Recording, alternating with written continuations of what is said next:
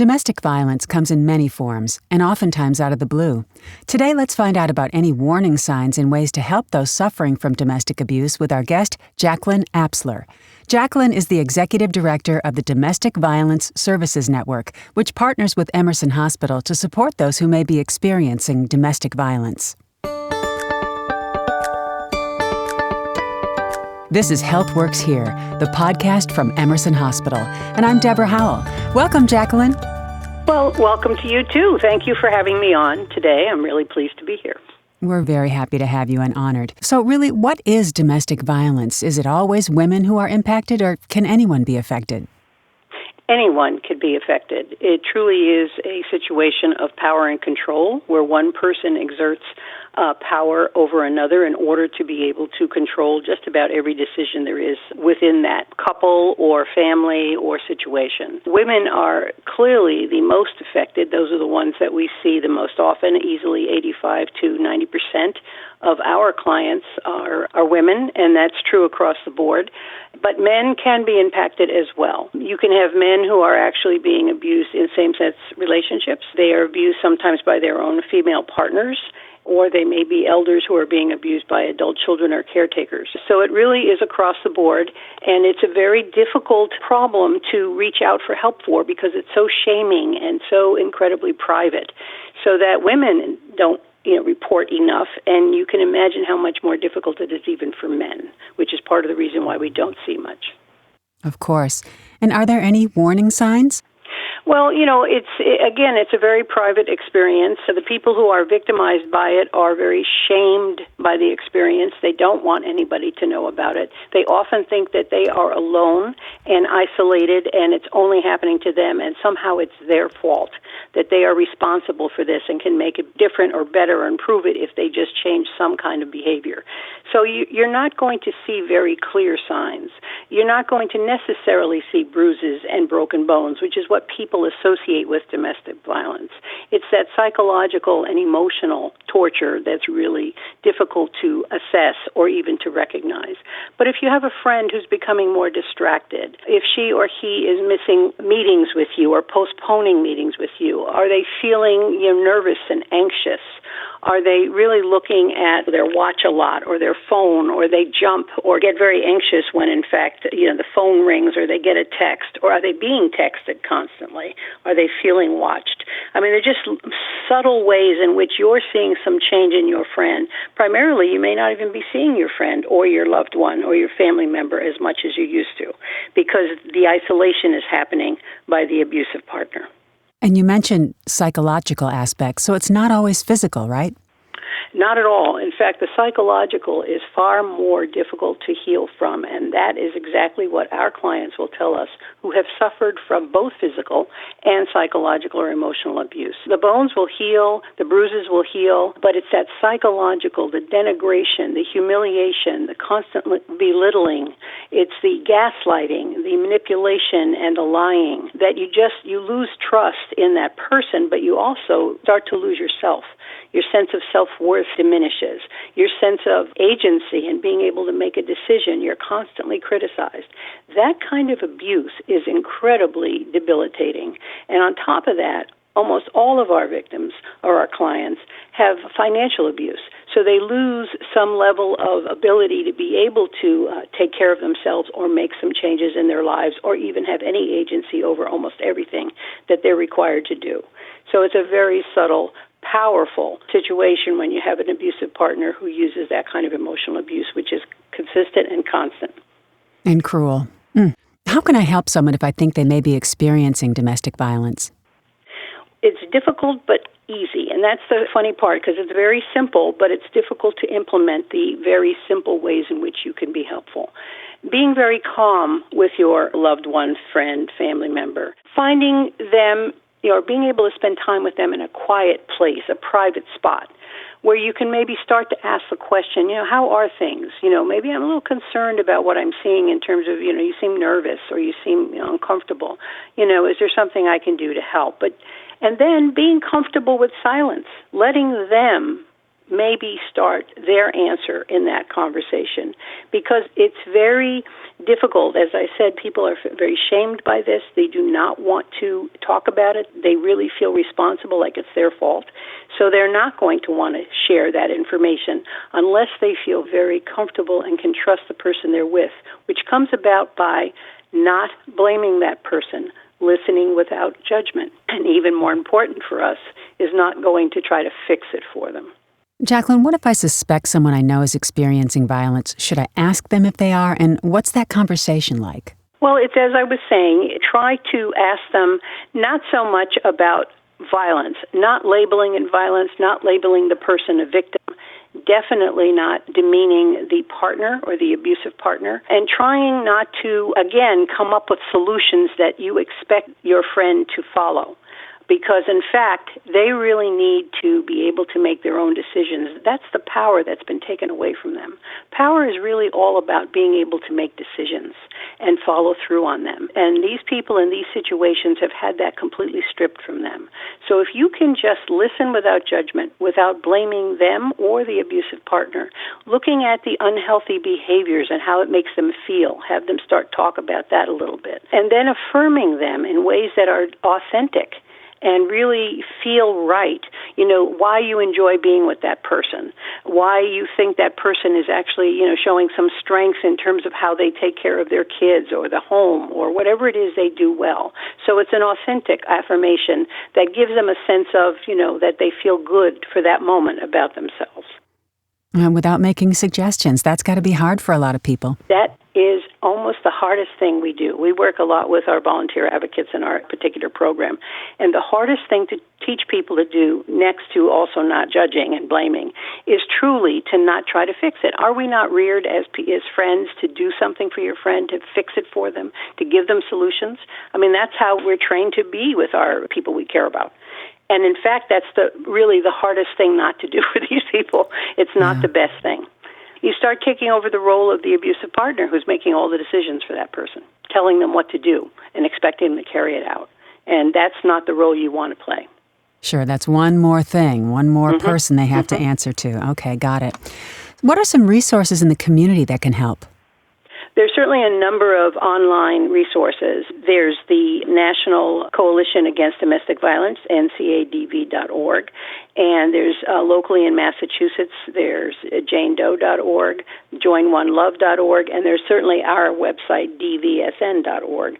But the important thing is wherever you get your information is that you do educate yourself so you have a good idea of what these dynamics are. For people who don't experience domestic violence but want to be helpful, it's very difficult to understand the manipulation and all the tactics and strategies used by the abusive partner. You just don't believe that people do that. And in fact, they do.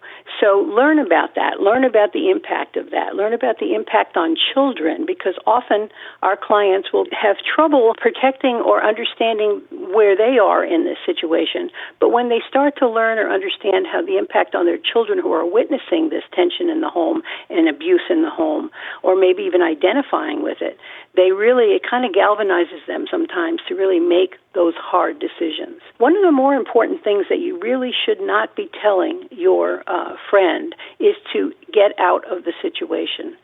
And the reason why I'm saying that is, first of all, they have to be ready to do that. And there's a lot of preparation and safety planning that goes into getting ready to challenge an abuser or to leave an abuser. And secondly, the most important thing, it's the most dangerous time in the relationship when you challenge that abusive partner or you tell that abusive partner that you're going to be leaving the situation. That's when they very likely will ramp up their abuse.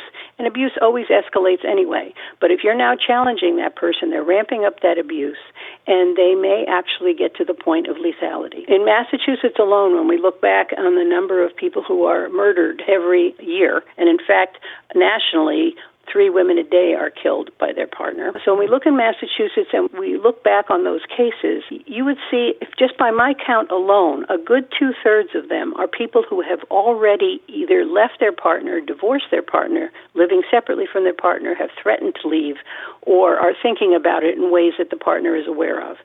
So that, again, I can't stress enough, it's very dangerous. So as much as you want your friend to leave that situation, which is important if they could do that, don't tell them to do that until they have all their ducks in order and until they are truly ready to take on that risk. You said something that shocks me. You said it always ramps up. Always. Wow. So recent news about the pandemic increasing domestic violence rates is really concerning, of course. What gives you hope in the work you do each day to help those experiencing domestic violence?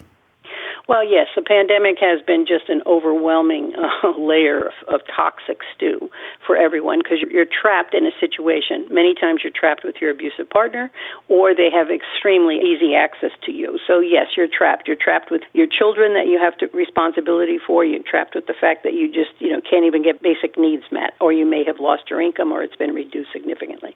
So the pandemic has added a huge layer of problematic situations to our clients. But what's hopeful is the strength that these, and I'm going to say women, show in these situations, the ability to consistently kind of get up again and try to make an effort, that they don't give up, they don't lie down and just say, oh my God, they will say, I can't do it, it's so difficult. But they constantly are so grateful for the fact that they have someone who can talk to them, who understands it. That may be all they need. Is just have someone who truly believes them, validates their situation, and can listen to them without judging them or telling them what to do. It's an amazing gift that seems so simple and yet it's so powerful. Right. Is there anything else you think would be useful for the general public to know about domestic violence?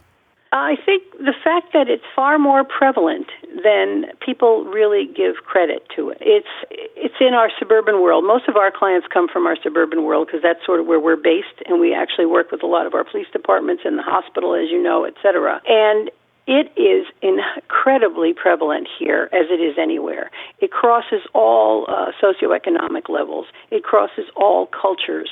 And we have a number of our clients are immigrants and come from different countries or different parts of this country. And it's just so prevalent. People just don't really believe it. It's very hidden. The psychological abuse is the most extreme and very damaging. It's financial abuse is 99% of the problem always. So even women who are professionals and have a solid income coming in often have that being diverted or used by their abusive partner. So it's just a deeply shaming situation that it traps the person within their own heart and soul, and it's just devastating. Absolutely. And how can people reach out for help if they're experiencing domestic abuse? There are local agencies almost everywhere. Somehow there are local agencies that they could access. But if they don't know their local agency, and often people don't really look for resources until they think they need them. And a lot of people who are in these situations do not see themselves in these situations. They don't label themselves as victims. They're not ready to reach out and call up somebody and say, I'm a victim, I need help. So there's really, there's many barriers that keep people from reaching out.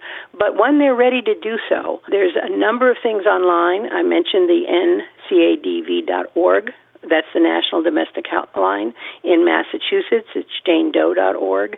Our particular website for Middlesex or anyone in the state we're happy to work with is dvsn.org. There are a number of books that they could read, but I think the online presence is probably the most accessible. There are helplines and hotlines accessible to them. And again, I have to caution anyone who is reaching out, they need to think about how they're doing that. They may want to start that at a library and not at home on their own devices, where an abusive partner may see what they're doing and wonder if they're starting to, challenge them. They may want to start at a library. They may want to start at a friend's home to start learning about it and reaching out for some help. They may need to, especially during the pandemic, we needed to kind of work with what opportunities these women had or clients had to get out of the house and be away from their partner, where they might be able to have a conversation or reach out for help, where they weren't being watched and stalked all the time. Absolutely. And Jacqueline, I'd just like to add one more phone line to it. The confidential domestic violence helpline is 888-399-6111. And also, they could also go to the nearest emergency department if you need help. Oh, yes, absolutely. So if you are in immediate danger, by all means, you call 911 and have the police come. The police in our area are very well trained and understand domestic violence very well. That's not necessarily true everywhere, but it is true here. And so anyone in our area, the Central Middlesex area, please reach out to your police if you feel that you're in imminent danger. And they will be able to help you get an emergency restraining order and move forward in that process, as we can as well. Well, Jacqueline, my hat is off to you for all the good work you do, the life-saving work you do. Thank you so much for your time today. Well, this has been wonderful. Thank you for this. I love your voice, by the way. Thank you.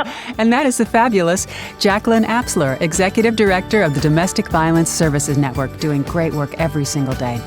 Thank you so much for listening to Emerson's Health Works Here podcast. Subscribe to this podcast on your favorite podcast source, including Apple Podcasts, Google Play Music, and Spotify. And if you like what you've heard, please share it on your social channels. And be sure to check out the full podcast library for topics that might interest you. I'm Deborah Howell. Thanks for listening, and have yourself a terrific day.